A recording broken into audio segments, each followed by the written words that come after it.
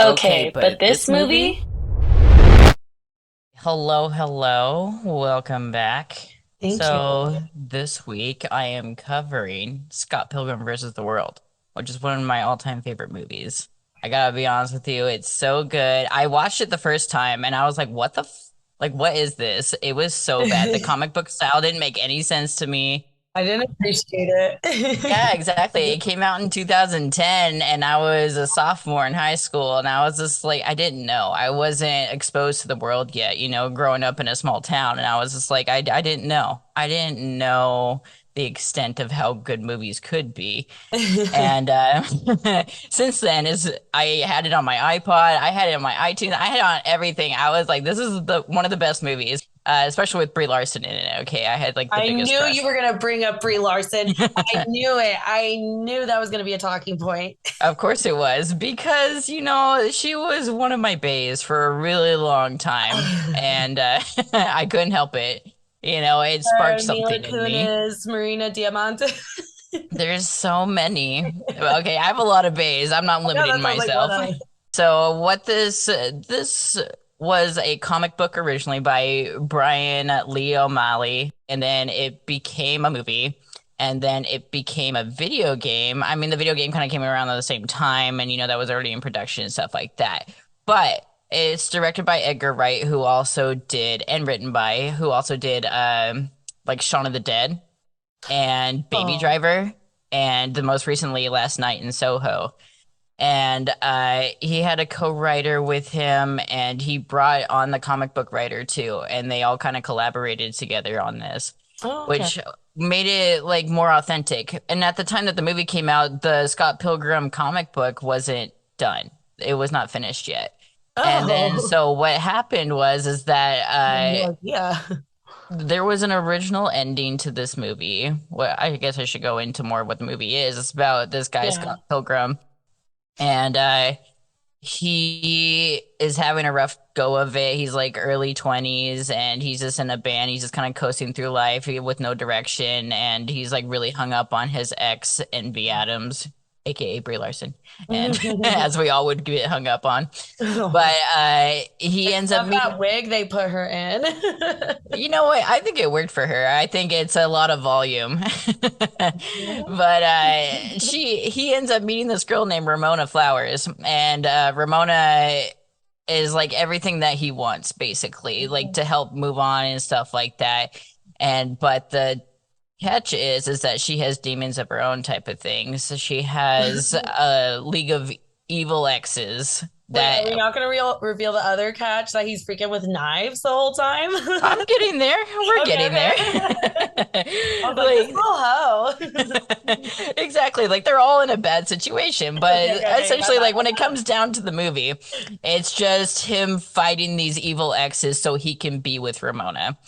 And the League of Evil Exes was formed by her most recent ex, who's the ultimate boss battle, I would say, of this comic book. And at the beginning of the movie, he's with this girl named Knives Chow, okay, who's super awesome. Everyone in this movie has a huge character arc, I think. Yeah. Well, I mean the main characters, I would say. But what's funny about it is that like it's a lot of there's still that like quick like one-liners in this one as well, and the overall premise is that at first glance it's just like, oh, bad relationships. And then when you look at it more, it's more of in the final boss scene, Scott goes in and he fights the ultimate X, okay? And the X ends up killing him, but he fights him essentially with the power of love Mhm. for Ramona. And the sword breaks though, and then so it's not that powerful is essentially what comes out of it. And Wow. so he had like an extra life that comes in at the beginning, which isn't true to life because obviously Video game. he comes back from it back to life, and he realizes that he shouldn't be fighting for her, like he's fighting for himself because the movie's more about him, Mhm. and all of these people overcoming their own personal problems type of thing to move on in the relationships and stuff like that. And so the second time around, he fights the Ultimate X, Gideon, with the power of self-respect. And it is a way more powerful weapon, and he's able to essentially defeat Gideon with realizing, and like it's not just with Gideon too. It's like he goes in and he was on the outskirts with his band Mhm. and Knives, because like he ends up cheating on the high schooler that he was with at the beginning Which is a with whole nother Ramona. thing. Exactly. And so like obviously he's just like he was coasting because he didn't really care. And he was like known around town as the person who just kind of used and abused type of thing. You know, he like used and didn't really care about the girl's feelings and just kept moving on and was breaking hearts because he was so stuck on this other person. And then he was just like so stuck in his life and he just wasn't that happy. Yeah. And then so he just never really acknowledged that for himself, that he was in fact hurting other people. And then so when he got this second life, he's just like, oh my God, I've been the ass the whole time, you know? Yeah. And then so he like apologizes to Knives. He's like, I did this. This was my fault. It has nothing to do with it. Cause like she comes in last second to fight Ramona because she hates Ramona for taking Scott away from her, you Yeah. know? And but that's not what happens. It was literally Scott just not having the balls to do anything, Yeah. you And know? he even admits it, which is like, oh, good for you. Like Yeah, that's the character exactly. arc you're saying. Yeah, that's definitely him coming into the realization. So this movie is more about discovering yourself and overcoming your past demons. And like the same thing happens with Ramona too, where the original ending to this movie that was written by Edgar Wright was that Scott kills Gideon, and then him and Knives end up killing Gideon together. They do like a two-player Mhm. mode. And then Ramona's just like, I noticed that they work so well together. And so she kind of starts to leave. And then Scott ends up with Knives. And that's the ending, is that he Hmm. ends up with Knives. And just Ramona just goes off to be a better self type of thing now that she's free of her Move evil again. exes. Yeah, exactly. But they didn't really like the ending. Well, it was funny because I was watching an interview and Edgar Wright was saying that the focus group for the original one was like 80% feedback was like really good about the original ending. And he's just like, this isn't right. It doesn't feel right. It doesn't feel true to the story.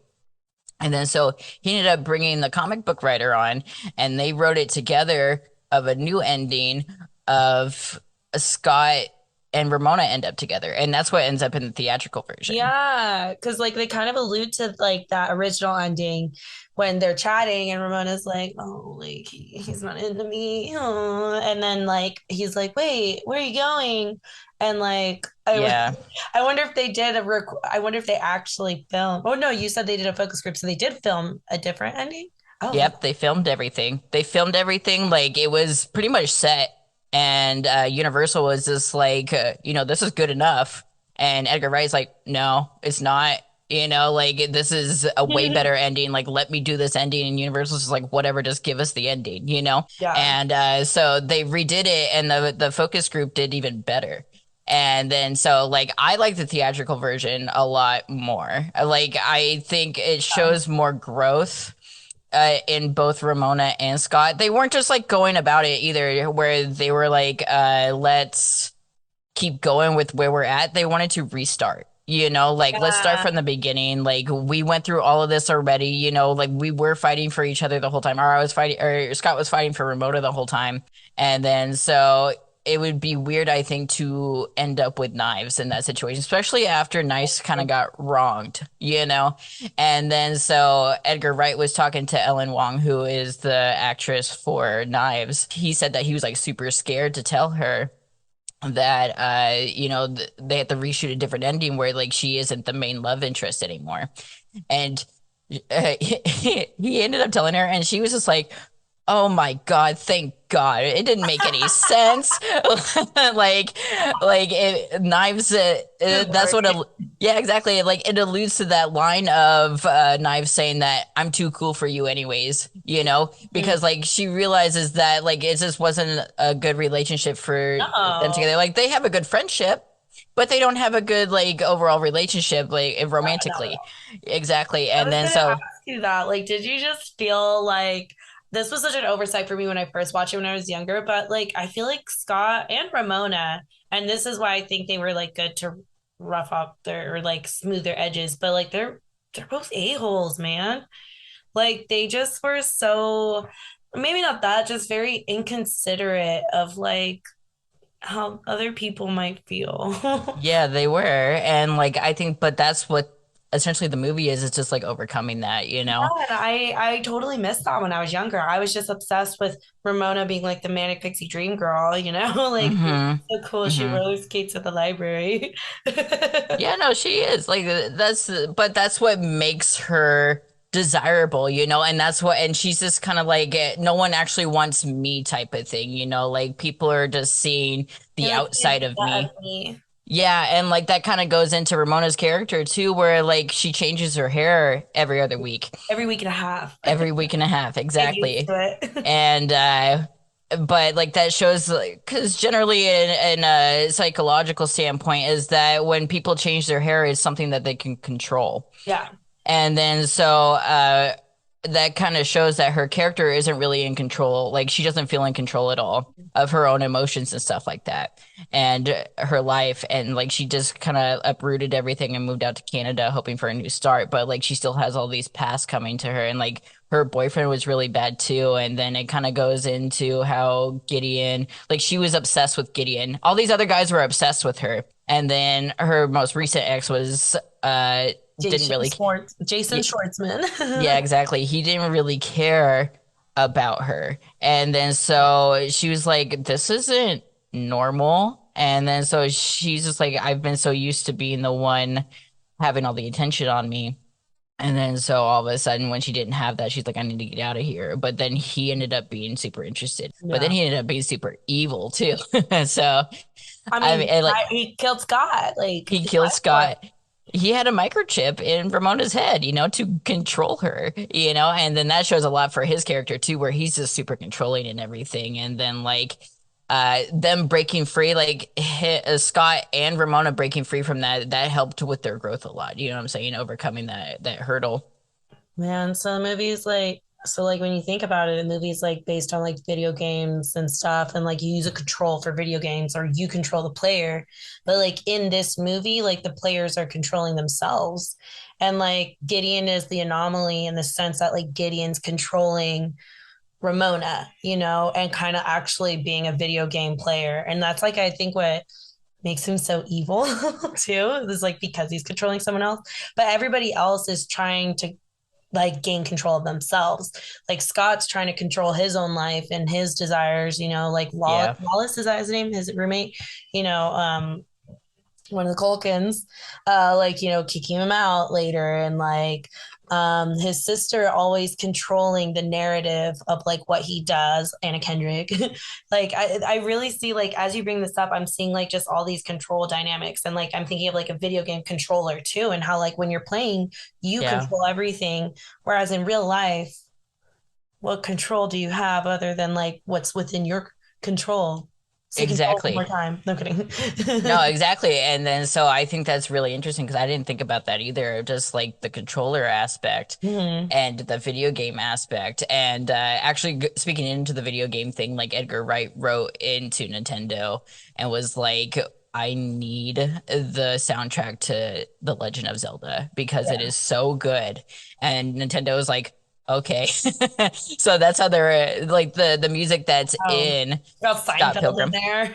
Yeah, exactly. They got the rights to Seinfeld for a little bit for that sitcom bit. And then so like they ended up getting like the actual sound of it. And like there's so many things that relate to Nintendo and video games throughout this movie too. It's ridiculous. Like the music is authentic. The all of the band names are from old Nintendo games or NES games. And so I didn't know that, which is super interesting. And like Scott Pilgrim's name comes from a band, and there's a lot of band references too. And so like Plum Tree is the band name that wrote Scott Pilgrim. He ends up wearing a plum tree shirt to show, you know, that Oh, I this didn't. is where it's from. Like exactly, there's a lot of references, and like even Young Neil is a reference to Neil Young. And That's what then I was getting. And I was like, oh, mhm. I'm dumb for thinking this. No, like it came from that, and then like that just goes into how much detail went Now into you're this just movie. Neil. He's like, oh, but it shows how much detail goes into this movie, and there's fun facts about it is that there's X's all over the place. Every single Yeah. like scene has like some sort of X in it. Like Scott has a X-Men patch on his jacket. Yeah. Like there's a lot of pedestrian X scene. There's a lot of X's throughout the whole thing, and every single time there's going to be a fight scene, every single time that he's going to end up meeting one of the new X's, there's the number of the Yeah, X I that shows noticed up. that. Yeah, so like Lucas Lee has a lot of twos around. Like he points with two fingers, he has two X's on his belt, like he has the number 2 on his trailer. Like there's a bunch of that. And also a fun fact is that scene where Lucas Lee is like grinding down the poles on his At kilometers skateboard. per hour. Yeah, exactly. Like that when it cuts back to Scott and his roommate going like, wow, like that wasn't in there originally. They actually refilmed that when they added the new ending, and they're just like, we need to put a little bit more bits here and there. That was really, Yeah, it was so good. It made it so good, but like it just shows that everything in movies and shows have something to do with the movie or the plot line or anything like that, where just like at the very beginning before Scott meets Ramona and they're heading over to Julie's party, in the background, one of the businesses, it says Flight Center, but the L's flickering out. So it says Fight Center. And then so ooh, it's like alluding to that. So I just thought it was super cool. And just to kind of go back to how the story came to be of Scott Pilgrim, anyways, is that the comic book writer, his wife had 3 Matthews in her past that she dated. And he made the joke. Yeah, he made the joke. He's like, am I going to have to fight a league of Matthews to get to you? oh, And then that's that's why funny. the first evil X is named Matthew Patel. And then I just thought it was super funny and how Oh, all this came around. But like I said, it's one of my favorite movies. And I think it's definitely interesting. Like once you know all the facts and like you can see all of the background images of like the number 4 with Roxy, which by the way, can we talk about real playing fast with how it. how Roxy literally orgasmed to deff? Yeah, that's the best way to go. Exactly. And she's like, you're never gonna do this to her. Uh, but kind of going So, into your movie too, I thought I didn't notice like when I watched your movie after mine, and I feel like it kind of okay. had similar themes in terms of just like character arcs. Yeah, so for the listeners out there, my movie this week was The Mask. Not Woo! the son of the mask for those that were worried there for a second with what was it, Jamie Kennedy? Did you watch that one? I did. Yeah, I didn't like it. Yeah, that's why I have bags under my eyes now. This came out actually the year I was born, 1994. I just aged myself, y'all. In a good way. But yeah, I agree with that. And it's not like just connected because of the comic aspect, like they're both comic book turn movies. Um, I see what you mean because like a lot of it is a lot of self-realization. So in the movie The Mask, Jim Carrey plays Stanley Ipkiss, and he's just like I kept saying like to myself while I was watching, I'm like, nice guys finish last. Nice guys finish last. Like he's just like Yeah. the doofus, like, he'll like hold a door open for someone, even if he's carrying a bunch of things, and like something will hit him and knock all his stuff over. And it's kind of like, man, you're helping someone and you got screwed over kind of thing. Like he's just Right. that person. Everyone has someone like that in their life. Yeah. Um, but the movie opens not with him yet. Like you're in Edge City and there's this underwater scene and the mask comes out, and it's like, oh, it's in a trunk. That's weird. And it's obviously got the magical element, right? Like very, very obvious. Like, Right. And it shows the bad news too by the diver getting killed right off the yeah, bat too. exactly. And it reminds, and that's what's kind of cool about comic books and like comic book movies is like there's so much like foreshadowing and like everything's always connected. Like you don't always have to work so hard to see that everything going on, I guess is what I want to say. Like it makes it a little more fun when you're watching too. Like, the X's in Scott Pilgrim. Like I remember the one scene you Yeah. see seven X's in the road, and like there's just things that happen here too that you're like, oh, this is like alluding to something. Anyways, so Stanley works at the bank. And all of it, he has a friend. What's his friend's name? Oh gosh, doesn't matter. Because what I'm going to talk about is Cameron Diaz. Because Cameron Diaz, this is her Yes. debut film. I actually Yes. I didn't like her for a long time, but I've always loved her in this movie. What? I What know. about Charlie's Angels? I just watched it for Drew Barrymore and Lucy Liu. Oh my I God. know, I It wouldn't know. be the same without Cameron It Diaz. wouldn't, but that's okay.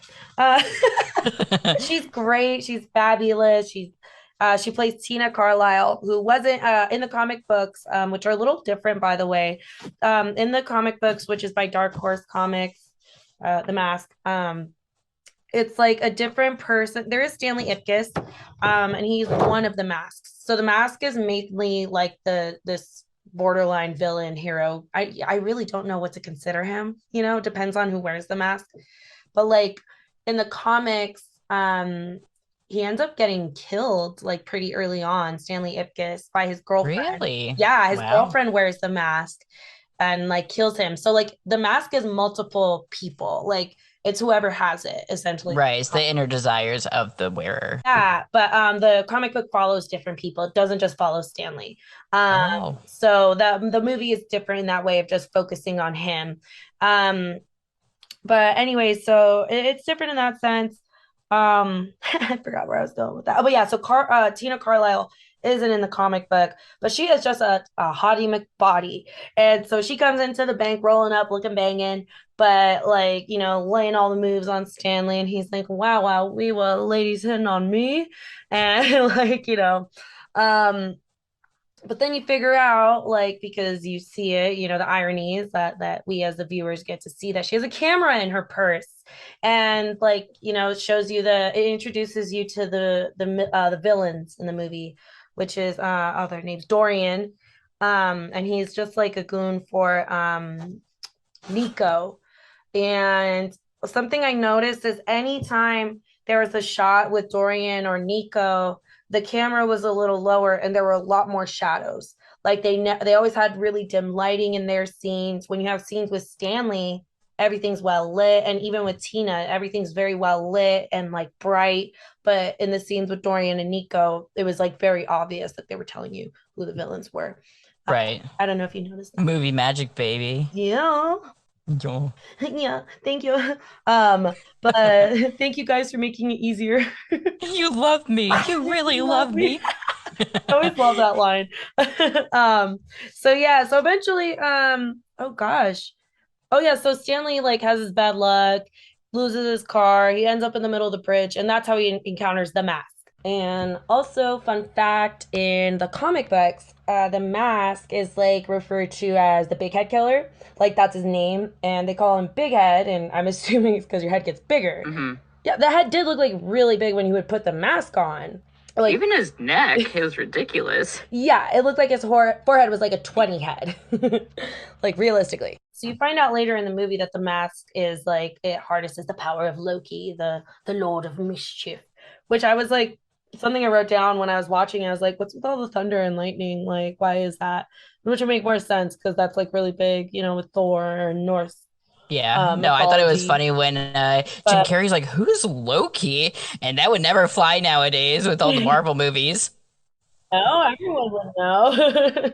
But eventually, like, he wears the mask and it gives him the confidence he always needed. And like, it's funny, you see a lot of scenes of Stanley, and he's like, a minute later, he thinks up of a good response to say, like, oh, I should have said that, or oh man, that would have gotten them.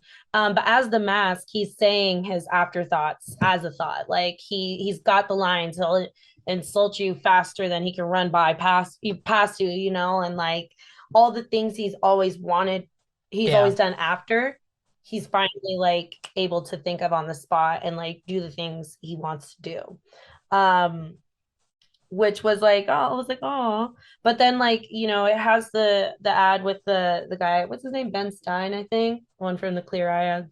Had clear eyes. Wow. Nope. The drops. No. But he plays that doctor that wrote the book, The Masks We Wear. And like, and that just kind of like tells you like the whole theme of the movie. And it's like if you didn't catch it by now, here it is laid out. But essentially, like we all wear a mask, and like when we go out, we put a mask of ourselves. And like you see that with Stanley explicitly with the mask, like obviously he's literally putting a mask on and Right. becoming a different person. But towards the end of the movie, he does, because the mask really just is more of for the way I see it, it's more like a microphone. It amplifies what you already have as opposed to like making you somebody different. It just kind of like, it's like when you put makeup on, it brings out your feetures. It Yeah, brings like the out your same thing with features. like I would say online stuff too, where like you're hidden behind like a computer screen or whatever, so you're more confident. Ah, but it's like a modernization. Oh, like what if they did a modern mask, but it was like metaphorical like that? Oh, well, they've done a lot That's of what I movies was like thinking. I that. was like, So, what would happen if Cameron Diaz put on the mask in the movie? What do you think her inner desires are? oh, I think she would just get out of the situation that she's in, quite honestly. I don't think well, we don't really go into her character depth a lot, but it seems like she's just kind of in a bad situation. she might be like a vigilante. She would probably be a vigilante for other women in her situation. Yeah, that'd be cool. Yeah, like because she would also like I feel like have when she would have the power, she'd want to do something. That's a I didn't even think about that. Yeah, and for the listeners out there are a total of three beings that end up with the mask. One being Stanley Ipkiss, the one of the villains, Dorian, ends up getting it, and oh my gosh, Dorian was so evil. Like I hated his voice. I was so spooked. Like I feel like because I watched it as a kid, and so I'm like, oh man, he was the scariest one because he already had like really negative traits. Like was already like he's like one of those villains that like just they're far gone. Yeah, And then Milo wore it. That was Milo was a star. yes, Milo was the star. Milo wore the mask for total. Milo is Stanley's dog, by the way. Like I think I mentioned that. So he's the cutest dog, high jumper, precious, got Stanley out of jail. And him as the mask was funny because he kept going after the little blonde thug dude. Uh, which was like really funny. Like he was just like I loved that for the dog. Like that was the best part for me when he was all derpy. Anyways, something so I was doing some more research in this and like I was asking myself like when was this in Jim Carrey's career? And this was actually a big time for this fool. So like this came out in 94, right? Yeah, That was the same year that one of the Ace Venturas came out. The first Ace Ventura came out, and then also, oh crud, what was the other one he did? I thought I wrote it. Uh, Liar Liar, maybe? which one? No, no, Liar Liar. maybe. No, I feel like that was later. Yeah, and I really thought I wrote it. But yeah, he had like three movies come out that year, and I was like impressed. And they were like, this was his like, these were like his debut movies because like there's three, so I don't know which one would count. Um, All of them, they all became successful. Right. They all became successful. But this was when he was finishing up on In Living Color. So he was just coming out of like sketch comedy and like, doing big characters. And so it was like the perfect role for someone coming out of a TV show where you're just constantly doing different characters, different costume changes, and also like not just characters, but caricatures. But there was like one scene with the gun, and it's really reminded me of his Fire Marshal Bill character. I don't know if you've seen those sketches, but there was just like a lot of his things that you see in this movie, and I really enjoyed it. Yeah, I haven't seen any of his sketch stuff, but I mean, you can just tell by the type of comedian that he is. You Mm-hmm. know, like all of his characters have that same element to it, no matter what he plays, unless it's like a more serious role. But like you can just tell that's his type of comedy, and I think that's what makes him super successful, especially in this movie, because it's supposed to be exaggerated everything, and Mm-hmm. he's really good at that. Makes the comic come alive. Like It does, it really was does. I was looking, I had a hard time finding it online at Reasonable price. So for listeners out there, but in the images, I felt like the way they popped out is like Jim Carrey's really good at doing that with his face and with his features. Like he's comical, and I mean like Yeah. comedian, comic book, like it's for laughs. It's like all in the same vein. Um, comics were originally like laugh bits in the newspaper, right? Like so. Yeah. That's what Yeah. a comedian is, what the Sunday comic paper. is. Yeah, he's kind of Hmm. perfect for comic turn comic book turned movies. There we go. Yeah. But he wasn't the only option for playing Stanley Ipkiss. They had considered, and there was actually a lot of people. They considered John Ritter, Matthew Broderick, Steve Martin, Rick Moranis, because this was before he retired, Robin Williams, Martin Short, Keanu Reeves, Mike Myers, like a ton of people. Keanu Reeves. Yeah, I was waiting. No, that one's a stretch for sure with that one. I think Jim Carrey was the ultimate pick for this. But I don't know. I saw Keanu Reeves do something where he was like kind of funny, and I was really Bill and surprised. Ted's. Yeah. No. It was he played himself. Like he played Keanu Reeves, but he was like the boyfriend of somebody. Oh, the SpongeBob movie where he's the tumbleweed. Didn't know that. But yes, that too. But I thought that was interesting. And then they for Tina or Cameron Diaz's character, they had considered Christy Swanson, Vanessa Williams, Jennifer Connelly, and Anna Nicole Smith, which visually she would have been fabulous. I don't I didn't remember. know she acted. Did she act? I know she had her show. I used to watch her TV show and she was funny. Um, Oh, I don't know a lot about her, to be honest. I don't remember. I used to know a lot about her because I watched her show and like I knew all about her marriage and stuff. Anyways, fun fact too, like the bit how in the whenever you look up stuff for the movie, you see Jim Carrey in the yellow suit. Yeah. Yeah. Apparently, that's based on a yellow suit his mom had made for him when he first started stand up.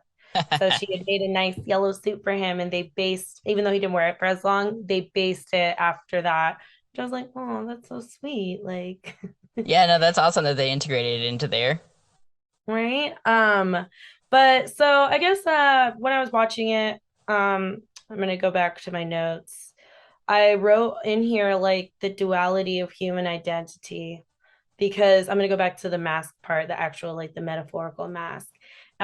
Because in the end of the movie, much like, how like Scott Pilgrim changed and like had a lot of self realizations, Yeah. in the end of the movie, there's like the fight scene between Dorian and Stanley. And like, you even hear Stanley saying, like, I'm beating him, I'm winning. And he finally has like the confidence and the strength that he always had, Yeah. but he had the confidence to do it. And like the mask like kind of brought out like let not brought out, but I guess like maybe let him realize like, yeah, dude, you can do this. You could beat up a guy like Dorian. Exactly. And Confidence always beats out, I think. yeah, and like also like the element of surprise, like Dorian didn't expect that. Like he'd thrown this guy around, he'd beat Right. him to the curb, like his goons literally threw him onto the police, which is like a whole nother funny thing, like the dance scene with the police, like Oh my gosh. Okay, right? first of all, the cops in this movie were so stupid. Okay, like But Stanley literally, Doyle was on it the whole time. no, yeah, kind of. It was just so stupid though that Stanley literally gets dumped at the police station, like bound and gagged, and they're just like, "Oh, good, we got our guy." Like they don't Right? think that's suspicious at all. No. It's easier the other way. Yeah, Calloway was like not having it. He's so mean. Like, be nice to Stanley. Yeah, exactly. But I mean, like up until that point, Stanley was just like very reserved, So I could see how Dorian was like, I'm gonna win no matter what. But see, Exactly. that's an overconfidence. That's a bad type of confidence, Yeah. where he's not actually trying because he thinks that it's an automatic win. And he always has the bigger gun. And he's used to having the bigger gun in every situation. Yeah. He takes over and beats Nico's goons, and he becomes the new Nico. So I didn't like him. He was a meanie butt. But yeah, I feel like in the end, like Stanley had power and the power was just over himself, kind of like, Scott Pilgrim. It's just like you could really only control like what you can control. And like, you got to take initiative because like what he'd always do is just kind of let things happen to him and like, Yeah. oh, Yeah.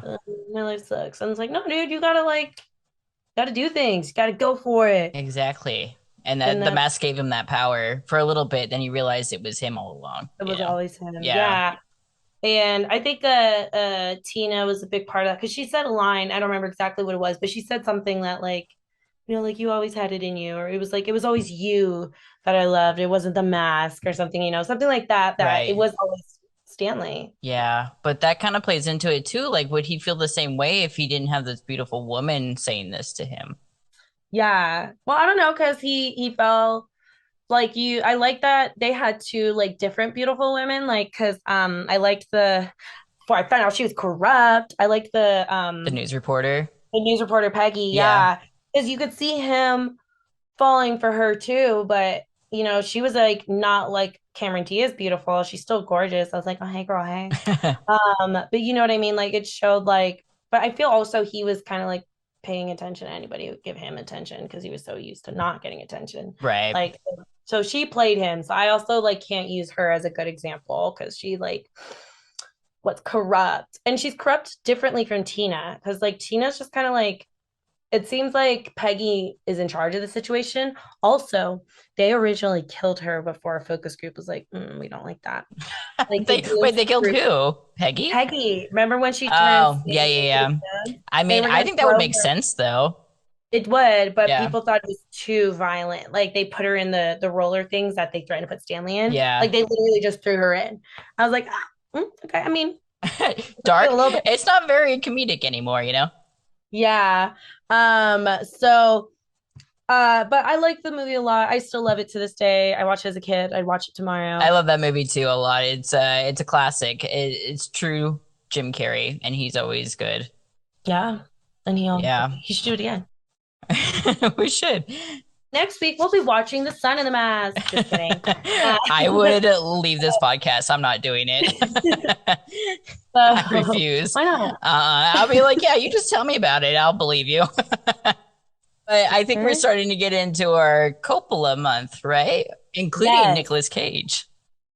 So it's funny you said that because we accidentally started it a little bit by watching Scott Pilgrim because I found out Jason Schwartzman is a Coppola. I Really? don't I remember didn't know how. that. Yeah.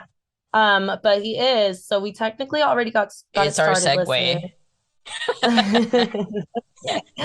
We did that on purpose. But we're gonna watch Lord of War, or Lords of War. Lord of War Lord. and Gone in 60 Yes. Seconds, which Yes. Not bring Gone in 50. bring young Angelina Jolie into the mix, Yeah. you know. Oh, I had feelings about that movie when I was a kid. I learned a lot I from her. had feelings about Tomb Raider. I carried those movies with me everywhere. I'm going to cover them at some point because I love them so much. They're goodies. We should. We'll make sure to do that. But yeah, next week we'll launch Coppola month. So make sure you guys stay tuned because we sure will. Yep. Peace. Peace. Yo. Yeah. Thank you.